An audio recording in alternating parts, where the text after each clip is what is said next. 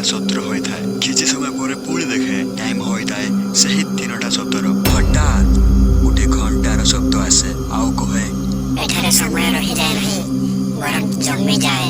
ଅଜୟ ଭିତରକୁ ଯାଏ। ସେଠାରେ ଗୋଟେ ବୁଢ଼ା ଲୋକ ଘଣ୍ଟା ପାଖକୁ ଦୌଡ଼ି ଆସେ। ସେ କହେ, ଏହି ଗାଁକୁ ଆସିବା ଲୋକ ଫେରି ପାରନ୍ତି ନାହିଁ। ଏହା ଶୁଣିକି ଅଜୟ ପଳାଇବାକୁ ଚେଷ୍ଟା କରେ, କିନ୍ତୁ ତାହାର ଶରୀର ଧୀରେ ଧୀରେ ଅଟକି ଯାଉଥାଏ। ବୁଢ଼ା ଲୋକଟି ଘଣ୍ଟାକୁ ଘୁରାଏ ଏବଂ ଅଜୟ ଷ୍ଟାଚ୍ୟୁ ଭଳିଆ ଷ୍ଟକ୍ ହୋଇଯାଏ। ସେ ତା ଶରୀରକୁ ହଲାଇ ପାରୁନଥାଏ।